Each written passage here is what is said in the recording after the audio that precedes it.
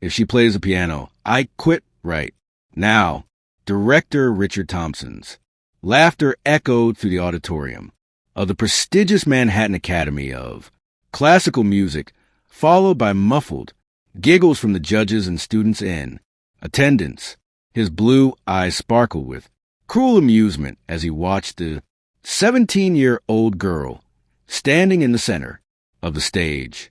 Amara Johnson held the sheet music she had brought with her, firmly, completely ignoring the fact that all the other candidates were using expensive tablets with her music digitized. The awkward silence that followed the director's comment was broken only by the sound of a few cell phones being discreetly turned on to record what everyone expected to be an epic disaster. "Excuse me, sir," Amara asked with a calmness that surprised even herself. Her voice didn't waver at all, even though her heart was pounding like a runaway drum. Thompson leaned forward in his chair, that condescending smile still plastered on his face. "Darling, this is the most exclusive classical music academy in the country. Our students start at age 4 with the best private teachers in the world. Do you really think you can compete with that?" Professor Mitchell, sitting next to him, muttered something about giving her a chance, but Thompson cut her off with an impatient gesture. "No, let her try. It will be educational for all of us." He turned to the other judges. "Want to bet how long it'll take her to give up?" "I say less than 2 minutes." Amara had grown up in the Bronx, where the sound of piano came from churches on Sundays and jazz bars on Friday nights. She had never set foot in an academy like this one, with its marble floors and portraits of dead composers watching over everything from above. But she had also never been intimidated by people who judged her worth by the color of her skin or the zip code she came from. "What piece have you prepared?" Thompson asked, clearly amused by the situation. "Something simple, I imagine. Perhaps." Mary Had a Little Lamb. Laughter spread through the audience like wildfire. Some girls whispered among themselves, discreetly pointing at Amara and making comments that she pretended not to hear. Rachmaninoff Piano Concerto No. 2 in C minor. The answer came out like a shot, cutting through the mocking air in the auditorium. Thompson's smile faltered for a split second before returning even wider. "Rachmaninoff, are you sure you know how to pronounce that correctly?" More laughter. "Honey, that concerto is played by pianists who have studied for decades to master it, even as most advanced students find it challenging." Amara walked over to the Steinway piano that occupied center stage, an instrument that cost more than the house she lived in with her grandmother. Her hands, accustomed to the worn keys of the church piano where she practiced every day after school, trembled slightly as she touched that perfect surface. "You know what?" Thompson stood up dramatically. "I'm going to make a public bet if this little girl can play rock. Manov, and when I say play, I mean really play, not just randomly hit keys. I will resign from my position as director of this academy." The auditorium fell completely silent. Even the whispers stopped. Cell phones were raised in every corner, ready to capture the moment when the girl from the Bronx would be publicly humiliated, or impossibly the moment when one of the most arrogant directors in the world of classical music would be forced to fulfill a stupid promise. Amara sat down on the piano bench and adjusted the height. She closed her eyes for a moment, remembering her grandmother's words, "Daughter, when the world underestimates you, let your music speak for you." What no one in that auditorium knew was that Amara Johnson wasn't just a girl from the Bronx with an impossible dream. She was something much more dangerous to people like Thompson, a musical prodigy who had been forged in adversity and was about to prove that talent has no color, social class, or zip code as she positioned her fingers. On the keys, a small smile touched the corners of her mouth. If the story of determination against all odds is stirring something in his mind, don't forget to subscribe to the channel, because what is about to happen on this stage will completely redefine the meaning of the word impossible. What Thompson didn't know and couldn't have imagined was that Amara Johnson had grown up with the sound of prejudice echoing in his ears since she was 5 years old, when other academy directors said that maybe jazz would be more appropriate for someone like her, when private teachers canceled lessons after meeting her in person, when instrument stores followed her around as if she were going to steal something. Every no had been fuel, every closed door a lesson about the world she would have to conquer. Professor Mitchell Thompson turned to the judge beside him without even trying to lower his voice. I will use this situation as an example for our students about the importance of proper preparation. It will be a valuable lesson about reality versus fantasy. Mitchell looked uncomfortable, but said nothing. The silence was complicit, and Amara knew that kind of complicity well. It was the same silence that allowed white boys from Manhattan to be accepted with mediocre performances, while she would need to be perfect just to be considered. Thompson continued his presentation to the audience as if Amara were merely an object of study. Look, this is an educational opportunity. How many of you think she'll make it through more than 2 pages before giving up? Hands shot up across the auditorium. Muffled laughter spread. Cell phones continued to record, now with the expectation of guaranteed virality. It wasn't every day you saw her attempt as brave as this one.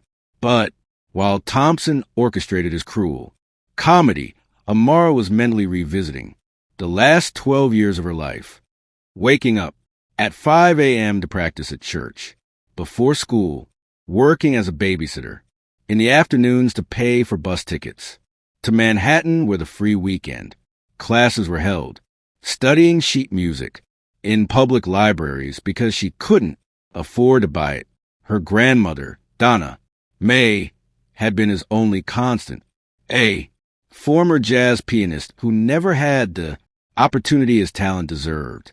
She recognized her granddaughter's gift. The first chord Amara played at age 6. Honey, she said that day, you have hands that were made to tell stories. But in this world, you're going to have to shout those stories for anyone to hear. What are you waiting for? Thompson consulted his watch with theatrical impatience. Oh, maybe you need time to, how do you say, get ready? The reference was not subtle. It was the kind of comment he made when he thought he was being clever, reducing a person's entire identity to cheap stereotypes that fed his inflated ego. Amara placed her fingers on the keys. The Steinway responded differently from the church piano, more sensitive, more dynamic, more alive. It was like trading a bicycle for a Ferrari. Each key promised possibilities that she had only dreamed of. One last thing, Thompson announced, clearly enjoying his own performance. When, not if you fail, I want everyone to see how real talent differs from how, can I put it? Misdirected ambition. It was at that moment that something lit up in Amara's eyes. It wasn't anger. Anger would be emotional, reactive, exactly what Thompson expected. It was something much more dangerous. Crystal, clear determination mixed with years of quiet preparation, because Thompson had made the classic mistake of men like him. He assumed that knowing the system meant knowing talent, that privilege, equal competence, that her position gave her the authority to judge the potential of people he didn't even bother to get to know. What he didn't know was that Amara hadn't gotten there by accident. She hadn't woken up one morning and decided to try the most prestigious academy in the country. Every note she would play in the next. Few pages had been studied, dissected, practiced until it became part of her. Muscle memory. Rachmaninoff was not a random choice. It was a declaration of war. While the audience waited for the inevitable failure, while Thompson mentally prepared the condescending words he would use to console him after the public humiliation, while cell phones continued to record what everyone expected to be yet another confirmation that certain people should know his place. Amara closed her eyes for one last second, and in that second, she heard her grandmother's voice. When the world tries to make you small, you respond by becoming bigger than he ever imagined possible. The first note rang out through the auditorium like a gunshot. It wasn't the hesitant, nervous note everyone expected. It was a note that carried 12 years of preparation, centuries of classical music, and the unwavering determination of a girl, his little girl, who had turned every note into fuel for this very moment. Thompson felt something strange in his stomach. It was just one note, he told himself. One note meant nothing. But deep down, a primitive part of his brain, the part that recognized true talent when it heard it, began to whisper a word he refused to accept. Impossible. Each knew humiliation only strengthened something inside her that his oppressors couldn't see. A silent force fueled by the very injustice he tried to impose. For a moment, when she closed her eyes in the face of all those cruel expectations, Thompson thought he had broken her spirit. But those who know true greatness know that it grows precisely in the silence before the storm. Rachmaninoff's opening phrases flowed across the keys like water running over polished stones. Each note carried a precision that made the entire auditorium hold its breath. It wasn't just technique. It was pure interpretation, as if Amara were conversing directly with the composer. Across time, Thompson felt the smile slowly fade from his face. The girl wasn't just playing the right notes. She was playing with a musical maturity that he rarely saw in pianists with decades of experience. His brain refused to process what his ears were picking up. Impossible, he muttered to Mitchell, who had leaned forward in her chair, completely absorbed in the performance. She must have memorized some recording. It's just imitation. But even as he spoke, Thompson knew he was lying to himself.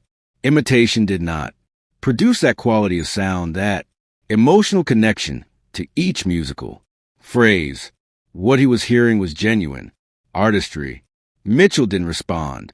His eyes were fixed on Amara, who was now navigating through technical passages that made advanced students give up in tears. The girl's hands moved with a fluidity that seemed to defy the laws of physics. In the audience, the cell phones that had been raised to record a failure were now capturing something completely different. Students who had come to witness a public humiliation found themselves witnessing something that would change her own perspectives on classical music forever. Jennifer Walsh, daughter of a famous conductor and pianist since the age of 4, whispered to her friend beside her, "I've been trying to learn this passage for 2 years, and I've never been able to play it like that." How is she doing it? What no one in that auditorium knew was that Amara Johnson had been preparing for this moment since she was 8 years old, when her grandmother Donna May took her to her first free lesson at the Bronx Community Center. She immediately realized that her granddaughter possessed something rare, not just talent, but an instinctive understanding of music that couldn't be taught. "Honey," Donna May had said on that first day, "you have the gift, but in this world, gift isn't enough. You're going to have to be 10 times better than any white kid to get half the recognition." From that day on, Amara had lived a double life, During the day, she attended the dilapidated public school where the teachers could barely pronounce his name correctly. But every afternoon after her homework, she would walk to Mount Olive Baptist Church where Reverend James allowed her practice on the off-tune piano in the basement, 8 hours a day, 7 days a week for 9 years, while other children watched TV or played video games. Amara dissected sheet music in public libraries, studying recordings of Horowitz, Rubinstein, and Ashkenazi on borrowed computers. She transcribed jazz solos that her grandmother whistled, connecting her family's musical heritage with the classical world she dreamed of conquering. The real preparation had begun 2 years earlier when Donna Mae, using her life savings, managed to pay for 3 private lessons with Professor David Chun, a retired concert pianist who had played with the world's finest orchestras. She has superior natural technique to students who have studied 10 years at conservatories. Chin had reported to Don May after the first lesson, but more than that, she understands music as an emotional language. That's something you can't teach. Chun had become Amara's secret mentor, meeting with her on weekends and borrowed practice rooms, polishing not only her technique, but also preparing her psychologically for the world that would try to reject her. When you sit on that stage, Chin had instructed during one of their last lessons, there will be people who decide you don't belong there before you even play a note. Her music must be so perfect, so unquestionable, that it will silence even the most ingrained prejudices. Now, as her hands danced through the concerto's complex development, Amara could hear Professor Chen's words echoing in her mind. Every chord she played was a statement, every phrase a response to the condescending whispers he had heard upon entering that auditorium. Thompson had begun to sweat. The performance wasn't just going well, it was extraordinary. He glanced at the other judges, looking for some sign that they shared his discomfort, but found only genuine fascination. Maybe we should stop, Thompson suggested weakly. We've heard enough to make an assessment. Are you crazy? Mitchell replied without taking her eyes off. Amara, this is Rachmaninoff played at concert level. Let her finish. The music built toward an emotional climax that demanded not only technical dexterity, but an artistic maturity that Thompson had insisted was impossible for someone of Amara's age and background.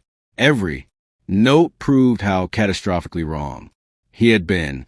Students in the audience had stopped whispering. Some were clearly moved, recognizing that they were witnessing something rare and powerful. Others filmed with a reverence that contrasted sharply with the expectation of mockery they had brought to the auditorium. Amara reached the most technically challenging passage of the movement, a section that required coordination between the hands that few pianists had completely mastered.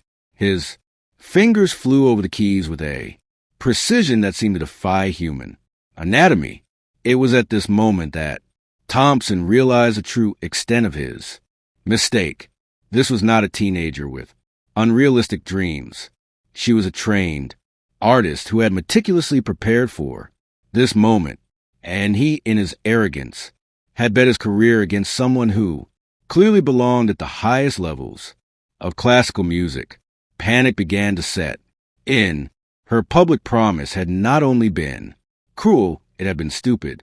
Dozens of cell phones were recording. Students who respected her authority were witnessing her impending humiliation, and the performance that was supposed to prove her superiority was demonstrating exactly the opposite.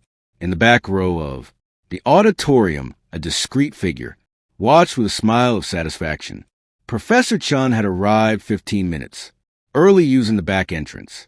He knew this moment would come, and he wanted to be there when her student turned prejudice into triumph, as Amara navigated passages that made professional pianists tremble with nervousness. An undeniable truth echoed through the auditorium. Talent knew no color, social class, or zip code, and anyone who thought otherwise was about to learn a lesson they would never forget. The music approached its final climax, each chord building inexorably toward a moment that would redefine not only Amara's life, but the very foundations upon which that institution had been built. Rachmaninoff's final movement exploded through the walls of the auditorium like a perfectly controlled emotional storm. Amara's hands danced across the keys with a mastery that made professional pianists look like amateurs. Each chord was a hammer-breaking cruel expectations. Each melodic phrase a declaration of war against institutionalized prejudice. Thompson had completely stopped pretending to be indifferent. Sweat dripped from her forehead as she watched her 25-year career crumble in real time. Cell phones in the audience captured not only Amara's extraordinary performance, but also every expression of growing panic on the director's face. "My God," Mitchell whispered, tears streaming freely down her face. "She's playing better than Horowitz on the 1978 recording." The most technically impossible passage arrived, the section that separated amateurs from virtuosos. Her fingers flew through scales at supersonic speed while maintaining perfect dynamic control. It was humanly impossible, but it was happening before dozens of witnesses. In the audience, students who had come to mock were now filming with religious reverence. Jennifer Walsh, who had always considered herself the best pianist of her generation, was crying openly. "I could never play like that," she admitted to her friend beside her. "Not in a million years." Thompson tried to stand up to interrupt the performance, but his legs failed him. The reality of what he had publicly promised was materializing like a nightmare. It wasn't just his position that was at stake. It was her entire reputation, built on decades of arrogance and elitism. Richard, the chairman of the board, whispered in his ear, "Did you really say you would resign if she played well?" I was joking," Thompson stammered. But even he knew there was no turning back. Dozens of cell phones had captured his cruel promise. In a matter of hours, it will be viral across all platforms. Amara reached the final climax, a passage that required superhuman coordination between her hands, extraordinary physical strength, and absolute emotional control. She played with an intensity that made the auditorium itself seem too small to contain such greatness.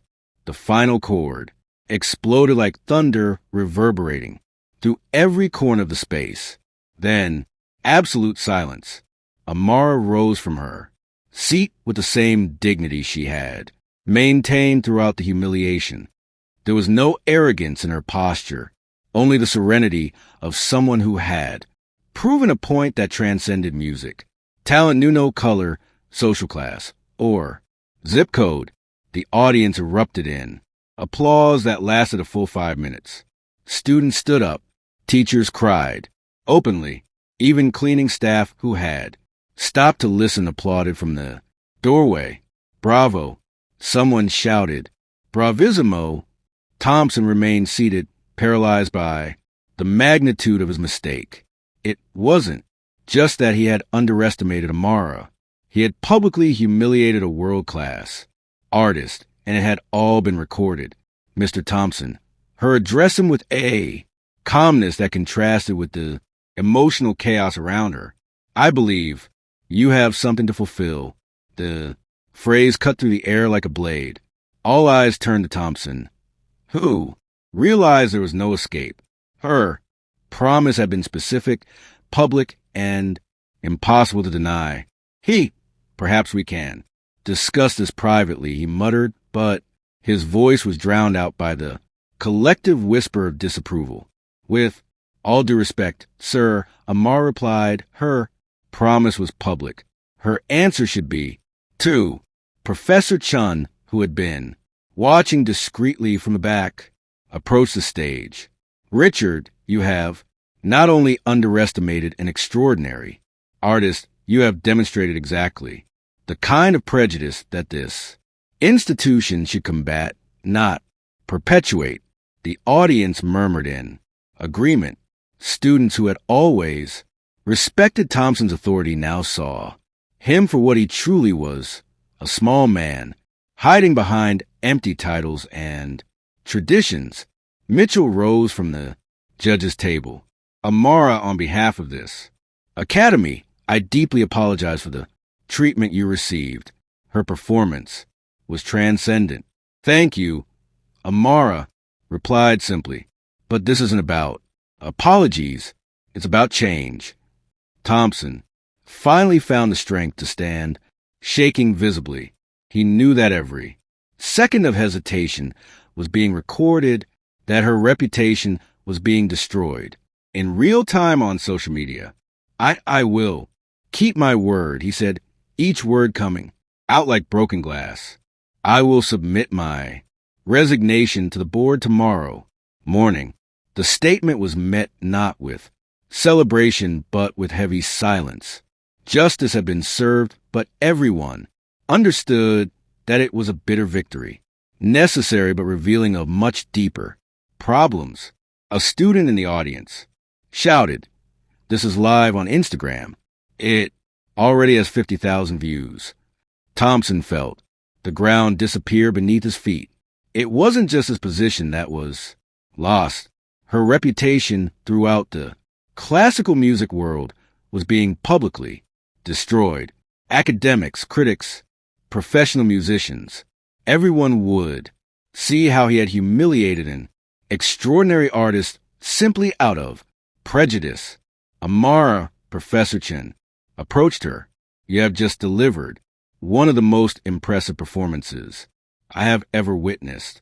It would be an honor to help guide his next career steps as offers of mentorship and opportunities began to pour in from all sides. One inescapable truth hung in the air.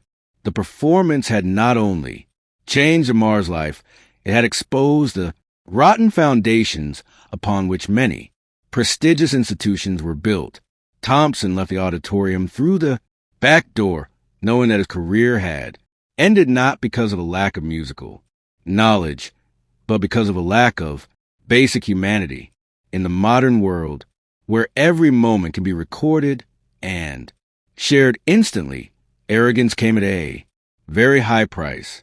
Justice had been served, but the story was just beginning. Because when true talent meets opportunity, there is no force in the world that can stop it. 6 months later, Amara's life had been completely transformed. Sitting in his new manager's office in Manhattan, she reviewed contracts for 3 different recordings and invitations to play with international orchestras. The video of her performance had surpassed 15 million views, turning her into a worldwide classical music sensation. Carnegie Hall has confirmed, said David Chun, now officially his mentor, holding the phone. They want you as their principal. Soloist for the spring season. It's every pianist's dream. Meanwhile, Richard Thompson was living a nightmare that seemed to have no end. The dismissal had only been the beginning. No academy or conservatory in the country would hire him after the viral video. Her cruel arrogance had become a case study on institutional bias, discussed at universities and educational conferences. Dad lost another job her daughter had posted on Instagram, venting about how the family had become social outcasts. No one wants to hire a teacher who publicly humiliates students. The Manhattan Academy had undergone a complete revolution. The new director, Professor Williams, implemented diversity policies and scholarship programs for students from underserved communities. Talent exists everywhere, he stated in an interview. Our responsibility is to find it, not reject it. Mitchell, now the academic director, had become a fierce advocate for inclusion. Amara showed us that excellence has no color or zip code. We almost lost one of the greatest artists of our generation because of pure prejudice. In the Bronx, Mount Olive Church had received enough donations to purchase a new Steinway piano. A gold plaque on the side read, "Donated by Amara Johnson, so that other dreams may find their voices." Donna May watched her granddaughter rehearse on that same piano where it all began. "You didn't just fulfill his dream," she said with pride. "You changed the whole game for those who come after." The impact went beyond music. Universities began to review their admissions processes. Companies implemented anti-bias training, and Amara's story became an award-winning documentary about talent versus privilege. "I got 200 messages today," Amara told his grandmother, showing his cell phone. Young black people from all over the country saying they were inspired not to give up on their dreams. Thompson, meanwhile, had sold his Manhattan home and moved into a modest apartment. Tired of the constant social humiliation, had left him. Former colleagues avoided him, and his decadesal long reputation had evaporated in 23 minutes of filmed arrogance. "Maybe I should have listened to the music before judging the musician," he admitted to a therapist, finally confronting the prejudice that had destroyed her career. Amara's last performance at Carnegie Hall sold out in 12 minutes. In the audience were conservatory students, music critics, and hundreds of young black people whom she had inspired to pursue their dreams in classical music. As the last chords of Rachmaninoff echoed through the historic theater, the ovation lasted 10 minutes. Tears streamed down the face of Amara as she took her bows, remembering the girl from the Bronx who just wanted to play the piano. "Thank you," she said into the microphone, "for teaching me that the best response to prejudice is not anger, it is excellence." Backstage, offers from record labels and universities were piling up. Amara had become not only a world-renowned pianist, but a symbol that talent transcends all the barriers society tries to impose. Richard Thompson watched the performance on TV from his empty apartment, belatedly recognizing the greatness he had tried to destroy. Her arrogance had not only cost her career, it had deprived the world of recognizing a musical genius. Out of pure prejudice, Amara's revenge was perfect precisely because it wasn't revenge. It was success. It was excellence. It was definitive proof that when people try to diminish you for who you are, the answer is not to become smaller. It is to grow so large that they can no longer ignore her greatness. Thompson tried to destroy Amara, but ended up destroying only himself. Amara learned that true justice is not to repay the prejudice she suffered. It is to achieve a greatness that her oppressors could never imagine. If this story of determination against all odds touched his heart, subscribe to the channel to discover more stories that prove that talent knows no limits. Only limited people trying to impose barriers where none should exist.